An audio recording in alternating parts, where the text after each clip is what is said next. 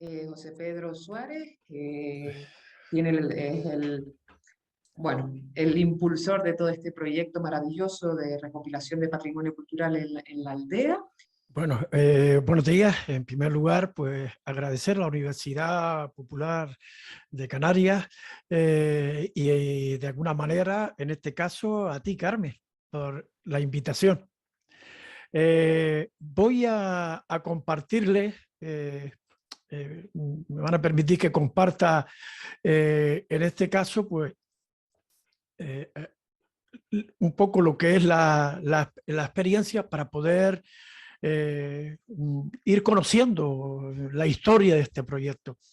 Extractar 40 años de historia de este proyecto se nos hace un poco complicado, pero bueno, vamos a intentar pues hacerlo en el tiempo que nos tienen marcado. Bueno, el proyecto se inicia a principios de los 80 con un trabajo de investigación desde un centro educativo, de ese binomio inseparable como es el entorno y sus moradores, en este caso nuestros mayores.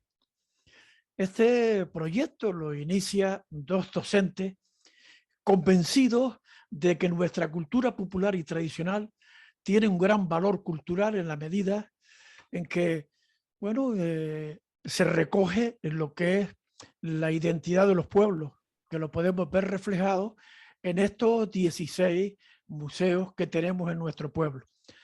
Pero en el caso de la aldea, también tiene un gran valor social en la medida que nuestros mayores se ven valorados, se ven reconocidos, pero sobre todo se ven útiles ante esta nueva sociedad cambiante que muchas veces ni ellos identificaban cuál era su papel. Hoy son guías del patrimonio, pero sin lugar a dudas la gran apuesta nuestra ha sido el valor cultural, en este caso de la escuela, o sea, incorporar todo ese valor, todo ese patrimonio oral a la escuela, en los currículos escolares. Bueno, el trabajo se inicia, como dijimos, en la aldea en los primeros años y bueno, era normal ver a los niños en la finca investigando con nuestros abuelos, nuestros mayores, pero también nuestros mayores en los centros educativos haciendo esos pequeños trabajos de investigación.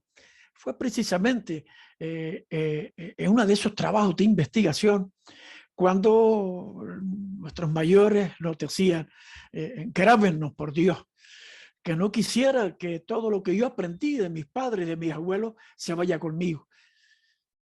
Entonces, pues nos planteamos hacer una grabación,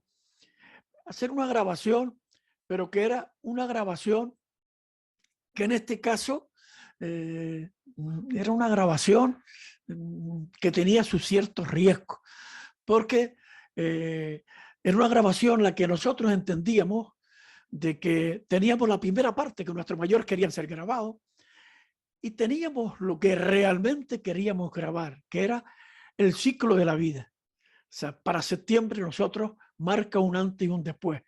Nuestro año natural es justo después de septiembre, una fiesta de pervivencia prehispánica y por tanto, pues era una grabación a través, hasta llegar otra vez septiembre, el día del charco. Navidad, Carnaval, Semana Santa, etcétera, etcétera, etcétera. Entonces, nos faltaba quien pudiera grabar, hacer esa grabación. Y, por tanto, tuvimos la suerte de que Tecnosaga, una casa especializada en grabación de campo, pues no tenía nada de la comunidad autónoma nuestra. Por tanto, fue fácil llegar. Y todo el pueblo grabó, siguiendo ese ciclo. Luego, también, tiene lugar también, por primera vez en Canarias, el primer Congreso Internacional de Museos, los didácticas de museos. Y en ese congreso nos piden desde la organización que si podíamos hacer algo acorde a ese día histórico para Canarias. Entonces nos planteamos hacer una grabación como teníamos ya esa grabación discográfica que se presentó en el Museo Canario por Lota Arsieme y seríamos capaces de hacerlo en el teatro. y por tanto nos los planteamos, era una utopía poder grabar, poder hacer esa recreación teatral, donde todos los personajes realmente eran reales, el cura, el alcalde, la Guardia Civil, estamos hablando de 200 y pico personas. Por tanto, ese congreso quedó deslumbrado cuando vio cómo un pueblo era capaz de crear su propia historia. Bueno, cuando se termina esa grabación, pues desde la Consejería de Educación y AIDER Gran Canaria nos dice que por qué no éramos capaces de lo que hicimos en un teatro, hacerlo en la vida real. Entonces, por tanto, hicimos la misma grabación de ese ciclo del año, pero llevando a la gente al campo, recreando los almacenes de empaquetados, los arrieros por la montaña, el cura, el alcalde, la Navidad, los marineros. O sea, hicimos toda esa grabación, pero también era importante hacer un libro donde que fuera una especie de coral, que nuestros mayores tuvieran también parte importante en ese trabajo. El catedrático don José Moya Otero pues fue el que se encargó de hacer, pues en este caso, pues esa publicación. El libro que se hizo tiene 5 apartados. En primer lugar, para poder conocer un poco la historia de este proyecto y poderla entender, tenemos que vernos en el lugar donde estamos ubicados. Si nos remontamos al siglo pasado, a principios del siglo XX y final del XIX, estamos en la cuenca de un barranco donde estábamos incomunicados por tierra y por mar. Por tanto, allí dio pie a una economía solidaria, donde todos teníamos que ayudarnos unos a otros. Y fue precisamente en esa economía solidaria donde la gente contaba cuentos, romances, y ahí pervivió la oralidad. Muchas personas mayores nuestras, pues se conocen todos los romanceros, todos los cuentos, leyendas, canciones, trabalenguas, pero sin embargo muchos no sabían leer y escribir. Por tanto, teníamos una riqueza importante en nuestro pueblo. Pero otro factor importante era la historia. Tenemos que entender que este pueblo tuvo 300 años luchando por la propiedad de la tierra, hasta que el cura se plantó en Madrid y a entrevistarse con el ministro, y el ministro vino a la aldea y repartió todas las tierras entre los habitantes, entre las familias que ya tenían esos pequeños terrenos. Pero hizo algo importante, que hizo un binomio tierra y agua. Por tanto, aquí no hay especulación del agua. Otro apartado importante para entender este proyecto es la cultura.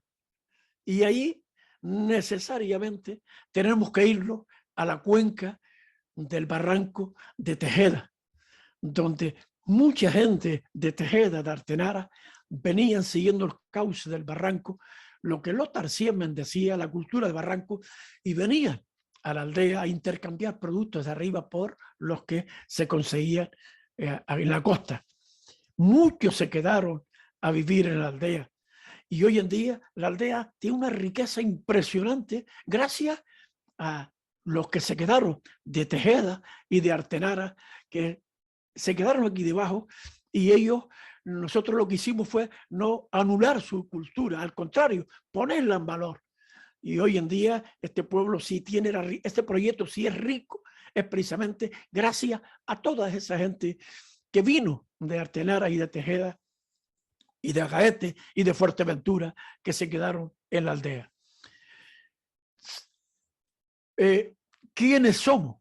El catedrático cuando hicimos la grabación de lo que era recrear un almacén de empaquetado, él fue el que buscó esa solución de quiénes somos, un pueblo.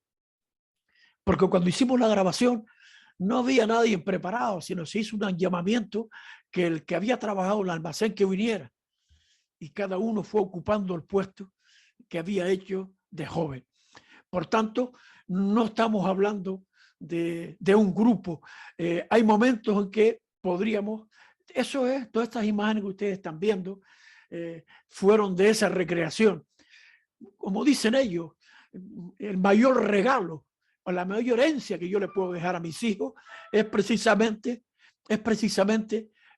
ese pequeño documental, para que entiendan cómo era la forma de vida. Si seguimos, estoy un poco avanzando rápido, porque ¿cómo hemos llegado hasta aquí? Bueno, podría empezar por decirle en la residencia escolar, con la reforma educativa de los años 70, niños de los pastores, de los guardianes de las presas, de Tazartico, Tazarte, pueblos alejados, incomunicados, se tuvieron que quedar en la residencia. Y allí es donde entro yo como maestro y en este caso también mi mujer. Ahí realmente empieza la historia de este proyecto. Nosotros lo que hicimos fue traer a sus padres, a sus abuelos, a los centros educativos para que nos enseñaran todos esos oficios, la música, la artesanía. Y ahí fue precisamente donde se inicia el proyecto. Luego, una vez que ya estos alumnos consiguen en la residencia estar ya, en este caso, crearle el colegio en su entorno, pues entonces nosotros nos vamos de maestro al colegio y seguimos precisamente con la misma línea de trabajo. Trabajar el entorno y sobre todo crear canales de participación a nuestros mayores para que sus hijos se sintieran orgullosos de sus abuelos a través de su cultura. Y ahí seguimos en esa línea trabajando, haciendo recreaciones. Se publicaron pues libros, bueno, hicimos un montón de publicaciones. Luego ya del colegio nos marchamos al centro de adultos. Y en el centro de adultos lo que hicimos fue trabajar en este caso en las escuelas talleres. ¿Y cómo lo hacíamos? Llevando precisamente a nuestros abuelos, nuestros mayores, para que enseñaran a los jóvenes todas esas vivencias que están en ellos, tanto la carpintería como el tema de hacer los muros de piedra, etcétera, etcétera, etcétera. Luego ya el proyecto comunitario. El proyecto comunitario fue cuando ya nosotros intentamos pues, hacer un grupo de música que fuera importante, y cuando intentamos recrear, en este caso, cómo eran las relaciones sociales con la gente mayor, pues los mayores decían, sí, era así, pero no, ¿y por qué no lo hacen ustedes? Entonces, al final, ellos optaron por realmente hacer ese papel. Por tanto, incorporamos a los abuelos en toda esta historia. Se hacía sin previo ensayo porque realmente no había que ensayar nada, sino ellos lo que hacían era recrear su propia historia. Bueno, luego ese trabajo discográfico se presenta, en este caso, en el Museo Canario, y donde precisamente aquí estamos viendo pues la muestra, y aquí es realmente donde se presenta ese trabajo discográfico que el prólogo lo hace Lothar Sieme. Fue algo, vamos, precioso, nunca visto según Lothar Sieme, el llevar un disco de la música tradicional, de todos los usos y costumbres, llevarlo al Museo Canario, como decía Lothar Sieme, darle vida a ese museo. Bueno, aquí en el Museo Canario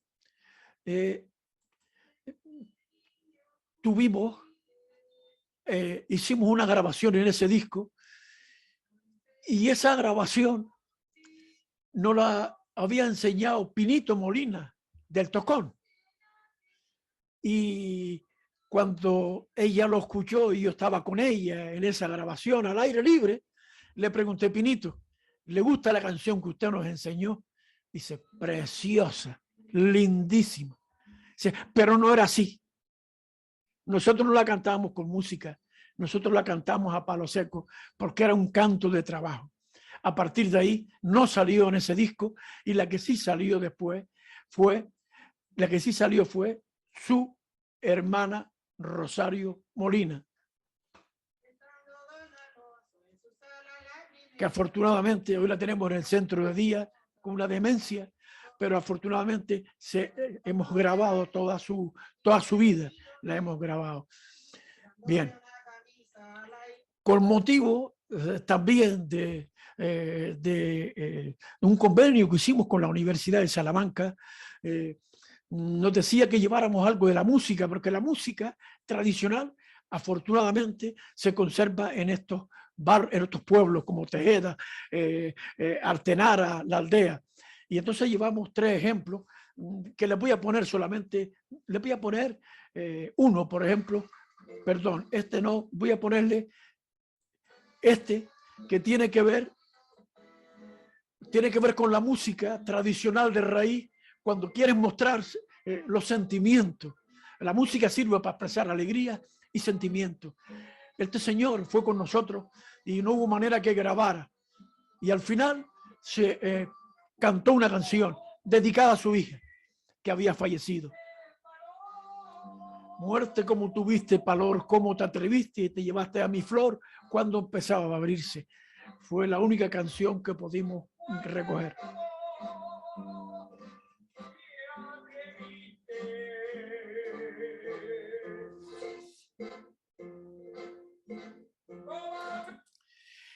Y ahora también le llevé un ejemplo de cómo va a pervivir la música a lo largo del tiempo. Aquí tenemos, en este caso, 2 ejemplos. Este niño que ustedes ven ahí, que es Raúl, que ya es un hombre ya, su abuelo intentó enseñarle la canción a su hijo y no había manera, y al final se la enseñó a su nieto. Y hoy en día, pues una de las canciones más tradicionales de Canarias, las más auténticas, se conserva. Y aquí tenemos también a otro cantante, José Cuba, que su madre iba a trabajar, iba cantando, y todo el mundo se peleaba por ir detrás de ella, porque ella iba a trabajar cantando y salía cantando. Su madre murió joven de cáncer. Su hijo heredó su voz y también trabajaba con su madre y siguió en la misma rutina de su madre. Él delante y todos se mataban por ir detrás, cantando él y los detrás. Bueno, voy un poco rápido porque no quiero abusar del tiempo. Recuperación y difusión de lo que es la cultura. Nosotros hemos, en este pueblo, a través del ciclo, como les decía, hemos ido recuperando pues todo lo que tiene que ver con nuestra cultura tradicional, en grabaciones, en jornadas. Vamos por las 28 jornadas de patrimonio y escuela. Y bueno, todo lo que ustedes se pueden imaginar que identifica un pueblo como es, todos esos elementos que nos hacen sentir parte de ese entorno. Otro aspecto que también son los museos vivos, 16 espacios museísticos que los gestionan las propias personas mayores. No se los voy a poner todos porque el tiempo apremia y no quiero tampoco abusar. Tenemos la escuela, donde afortunadamente muchos de estos museos, los protagonistas pudieron inaugurarlo. Carmita, maestra, ya falleció, pero su escuela se llama Carmita Afonso. Puedo ponerle, vamos a ver, el médico rural, por ejemplo, don Francisco León Herrera de Valle Seco, también pudo en vida pues, inaugurar su museo y nos cedió todo lo que él tenía. Desgraciadamente ya él falleció y bueno, ahí queda en la memoria. Vamos a ver aquí si avanzamos un poco más. Podemos ver la tienda de Juan Denis, donde todavía afortunadamente vive el tendero, donde los niños vienen y como si fuera una escuela, porque lo que se trata no es ser meros expositores de la cultura, o sea, venir a verlo, qué bonito. No. Los niños tienen que venir a pesar y a saber cuáles son los gramos, cuántos, y les pelea cuando se equivoca. ¿Me entiendes? O sea, son museos educativos. Y bueno, voy a ponerle ya al final, para no cansarle, el Museo de la Gañanía, donde tenemos un espacio donde los niños vienen y bueno, recrean cómo era la vida del campo, todos nuestros mayores, bueno, van allí y enseñan a hacer el pan, a hacer el queso, a ordeñar. Y bueno, allí los niños, siempre decimos que lo más importante de todo esto es vivenciar con la gente mayor todos esos oficios, ¿me entiendes? Porque, como dicen ellos, cada vez que viene a ver los museos, la gente dice, Dios mío, si encima nos dan las gracias. O sea que en vez de los visitantes dar las gracias, son nuestros mayores los que le dan las gracias a la gente por venir, porque están conectados a la vida, como dicen ellos. Sé que ellos, la única manera de estar relacionados con los niños es precisamente a través de estos espacios museísticos. Y bueno, aquí vemos cuáles son los grandes objetivos que nosotros tenemos: mejorar la calidad de vida de las personas a las que intervenimos, facilitar las relaciones intergeneracionales de una manera natural, revalorizar nuestra cultura tradicional y a nuestros mayores como portadores de ello, demostrar que nuestra cultura popular, aparte del valor cultural y social, tiene un gran valor educativo, identificar el papel de nuestros mayores en nuestra nueva sociedad. Y bueno, y ya le voy ay, perdón, yo creo que me equivoqué, ya voy a ponérselo rápido porque sería importante que ustedes vean, ya para terminar. Esto se hizo para un día, creo que fue Caider, hizo un trabajo sobre la vida de la mujer rural. O sea, y les voy a poner para que oigan el testimonio de ella.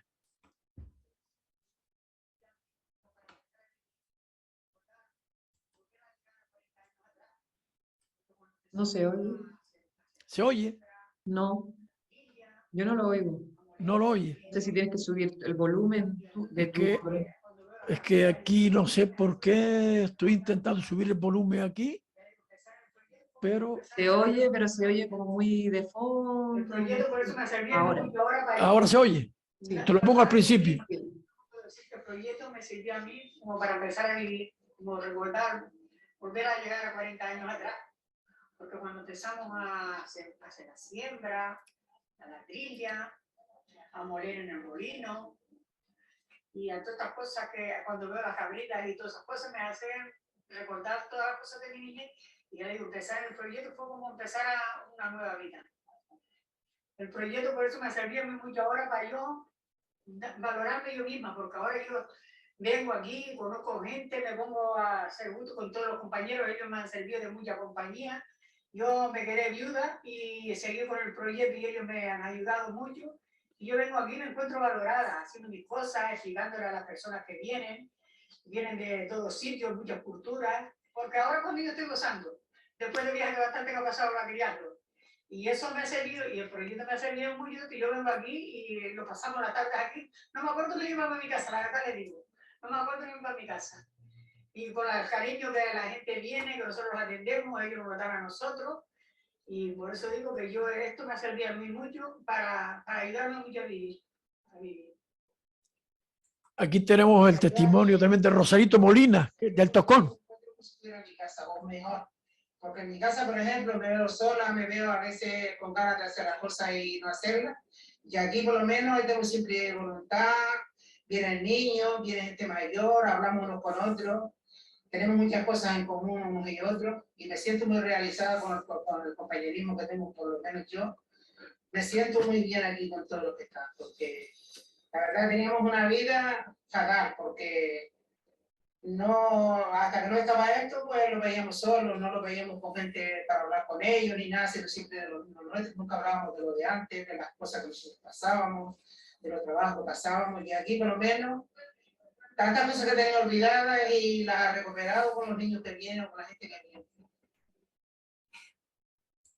El proyecto a ello que todo lo que mis padres me enseñaron cuando niña esté quedado en el recuerdo, porque eso ahora lo he sacado yo, porque yo lo tenía olvidado, como un baúl de los recuerdos. Y ahora también te digo, por el desarrollo comunitario, que ha sido lo mejor que ha venido a la aldea, Pues vengo al almacén porque de niña, claro, ya digo, el almacén fue mi vida, que trabajé mucho. He trabajado en todo, pero en el almacén ahora vienen los mayores, se quedan yo contenta porque me hablan y se ríen y se ponen los mayores contentos con nosotros. Y cuando vienen los niños, es mi vida. Mis niños de mi corazón me hacen preguntas, yo les canto a los mayores, cantares picantes porque ellos lo quieren. A los niños, cantares de niños, porque tiene que ser de niños. Y ellos se ponen privados preguntándonos, riéndose con nosotros y yo con mis niños de mi corazón.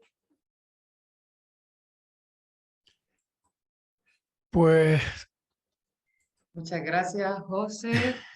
Si quieren, ahora es el momento de hacerle preguntas a José Pedro sobre el proyecto comunitario de la aldea.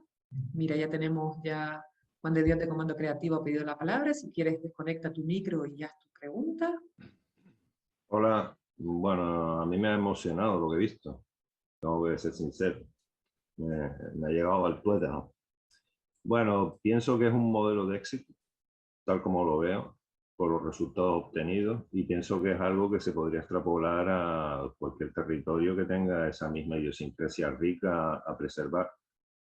Entonces yo, en primer lugar, felicitarle de mi corazón y intentar sacar el máximo de conclusiones de lo que han hecho para que este mismo modelo que ustedes han conseguido con tanto trabajo sea un modelo a proponer en otros sitios.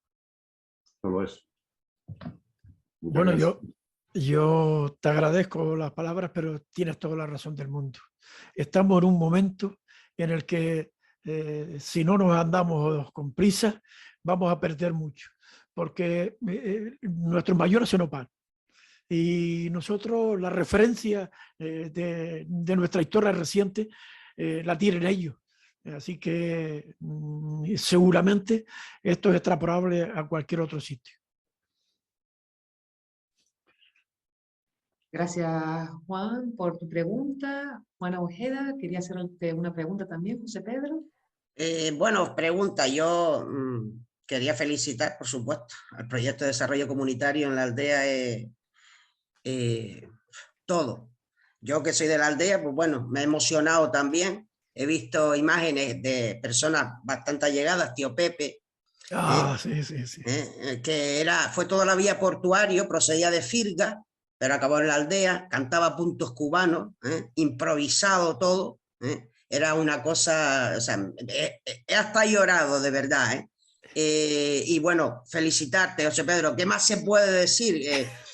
Que se pueda extrapolar, como dijo el amigo Juan de Dios, a otros lados. Por supuesto que se puede extrapolar. Lo que hace falta son gentes como tú y tu mujer, que fueron los que iniciaron en su día todo esto, por otras personas como ustedes en otros sitios. Creo que la riqueza cultural de todos los lugares de Canarias, de Gran Canaria, tiene esa riqueza. Lo que hay que es potenciarla, buscarla y expandirla, como hacen ustedes. Gracias. Gracias, Juana, por tu pregunta. Antonio también ha tomado la palabra. Por supuesto felicitar, ¿no? La emoción que coge uno con esto. Al final a mí lo que se me ocurre también es alguna pregunta, porque, bueno, y una pequeña reflexión también, ¿no? En mi caso, soy el viejo de mi casa porque el que iba adelante se marchó, con lo cual ahora soy yo el responsable de la custodia o de pasar ese conocimiento y a lo mejor el rescate, ¿no? Yo creo que eso le da sentido también al proyecto que estamos llevando adelante. Pero también una pregunta, todo ese conocimiento, ese trabajo que ustedes llevan, que nos llevan una ventaja ahí tremenda, hoy día se busca la sostenibilidad, se habla de la sostenibilidad, conseguir la sostenibilidad, y solo con lo que hemos visto ahora, la sostenibilidad ya estaba, no hay que inventarla. Y cómo el rescate del conocimiento le da sentido también a lo mejor como hacen los ingenieros, a lo mejor caminar para atrás hasta el conocimiento de los egipcios para hacer un puente en el siglo XXI, ¿no? O sea, igual la sostenibilidad no la tenemos tan lejos, y a través del conocimiento antiguo, con la actualización del tiempo en el que vivimos, el rescate de la sostenibilidad la tenemos en el pasado también, ¿no? Y cómo trasladar. Yo creo, la pregunta es cómo, o si tú crees que es trasladable, todo ese conocimiento que empieza por la convivencia, que la convivencia yo creo que sería lo más sostenible, y cómo eso sea válido para el futuro, y los que somos hoy los viejos de hoy, cómo podemos apoyar eso también. Hombre, yo creo que trabajar nuestra cultura, el caso de la aldea, por ejemplo, gracias a esos ya 4 décadas de investigación que se lleva a cabo, hemos conseguido, por ejemplo, lo que es el rancho de Ánimas, volverlo a recuperar, y también, aparte de que se mantiene la misma funcionalidad, pues también es un atractivo turístico, porque mucha gente viene a ver el rancho, o por ejemplo el carnaval tradicional, que el carnaval tradicional, pues bueno, aquí visten con pieles de animales y salen. Y yo, Isabelita, del Carrizal, de Tejeda, le tengo una entrevista en un vídeo, claro, y ella me habla y dice, los Alonso, que los vestían como carneros, con esos cuernos, y entraba. Posiblemente también ese carnaval también estaba por ahí arriba. Lo que pasa es que nunca se trabajó. Y eso también puede ser un atractivo, ¿me entiendes? O sea, hoy en día nosotros lo que hemos convertido es, la aldea cuando viene, ahora mismo tenemos 16 espacios museísticos. Dirás, ¿y cómo es posible si no de ayuntamiento ni de nadie?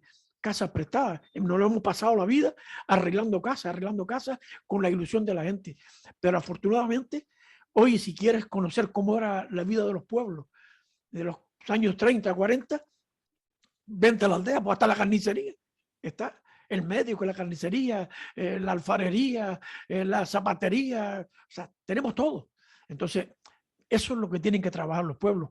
Yo siempre digo que los pequeños enclaves museísticos son los DNI de los pueblos. Entonces, ahí sí, ustedes tienen mucho que hacer allá arriba. Al final, la mayor independencia es la no dependencia, y los territorios aislados, que por ejemplo nosotros en Calillo también la primera carretera llegó en el año 69, o sea, el otro día, y también ese aislamiento daba al lugar precisamente a esa sostenibilidad que da el aislamiento, ¿no? A tener que ser autosuficiente. Y esa no dependencia resulta que la teníamos en un rinconcito como la aldea o como Artenara o un Carillo, estos sitios aislados, pero hoy en día no la tenemos en toda una isla, ¿no? La no dependencia.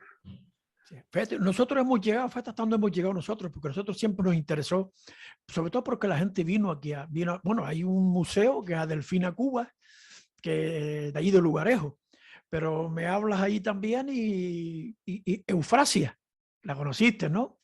La tejedora, Eufrasia. Eufrasia, sí, hoy la nombrar, ¿no?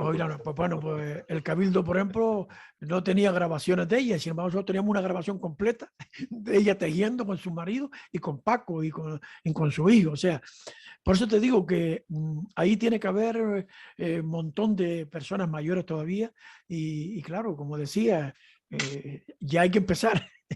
Sí, sí, sí. Y desde aquí ahora me vino a la mente un recuerdo, ¿no? Tengo un recuerdo maravilloso que incluso Rubén lo nombró antes, al compañero que ya no está con nosotros, a Miguel Medina, que estaba en este proyecto metido de lleno de recuperación, de hacer un proyecto educativo en Artenara con recuperación. Sé que está de lleno, su mujer Jenny, que ahora es una gran tejedora, que está con los telares, que está con esa recuperación de lo de antes. Y la verdad es que el recuerdo es maravilloso, porque Miguel nos dejó un legado que tenemos que continuar, ¿no? Sí, desde luego que sí. Es verdad. Vale. Marina, que pidió la palabra para hacer alguna pregunta. Darle las felicitaciones porque me he quedado, vamos, asombroso. Yo solamente tengo una exclamación o un adjetivo, es admiración, simplemente eso. Y respeto a todo ese trabajo. Felicidades. Vale, gracias Marina. Cristóbal también pidió la palabra. Que tienes que conectar tu micro, Cristóbal, que lo tiene, no se te oye. Ahora. ¿Sí? Perdón. ¿Ahora? Sí. Ahora sí, ¿verdad? Sí. Vale. Primero felicitar a José Pedro. Visitamos el proyecto comunitario hace tiempo con algunas excursiones que hicimos del APA de Tejeda, y y llevamos nuestra propia parranda y nos divertimos un rato y nos reencontramos con gente en el almacén de tomates, de la gente de la culata, que según entraron se echaron a llorar, porque recordaban cuando estaban con 14 años, 16 años, en los tomateros de la aldea. Desde siempre he oído a José Pedro de la cultura de Barranco, desde hace bastante tiempo. Y lo que hoy nos muestra a mí me ha emocionado también bastante porque es lo que uno empieza a valorar. Será que uno también tiene cierta edad y uno empieza a valorar las cosas que son importantes. Desde que el risco habla, como decía Rubén antes, el risco no va hablando, eso es un conocimiento sabiendo a qué se enfrenta uno para ver la galería y luego las cuevas, ¿no? Es decir, las habitaciones, y uno tiene que saber exactamente lo que tiene entre manos y aprovechar el conocimiento que también ha heredado, ¿no? Es el caso de Rosa Mari, que lo aprendió de su suegra, pero que también había mucha gente en esta zona que eran buenas dulceras y que eran muy nombradas, todos los dulces y que uno aprende, ¿no? Que el mar tiene nombre y localizaciones, para muchos puede ser hasta un descubrimiento, porque eso lo sabe solo la gente del mar y lo que se pesca, ¿no? Y lo más que me ha llamado la atención del proyecto comunitario de la aldea, que lo conocía así más o menos, pero que no he expuesto hoy como lo acabo de exponer y que me llama la atención, que es que han recuperado mucha cultura, mucha tradición, mucha tradición oral, cuidando a los mayores y valorando a los mayores. Eso sí que es una lección de vida y no aparcarlos en una residencia. Creo que eso es salud para el pueblo y es salud para los mayores y salud para la familia. Y me parece que eso es lo que es el modelo y lo que hay que agradecer. Gracias, José Pedro. Y a los demás, a Rosamar y a Rubén y a Juan. Sí. Bueno, yo ahora mismo me viene a la mente cuando Tejeda nos otorgó el almendro de plata y bueno, le dimos una sorpresa a la alcaldesa en ese momento porque quien recogió realmente ese almendro fueron hijos de allí que estaban con nosotros, eran por lo menos 6 o 7 los arrieros y fue algo precioso. Por eso te digo que nosotros siempre, bueno, nuestros mayores son muchos años los que ellos llevan con nosotros y por tanto forman parte ya de nuestra familia. Cada vez que, aunque uno siempre dice bueno, que es ley de vida, hay veces que me cuesta entender las despedidas de ellos muchas veces cuando se nos van.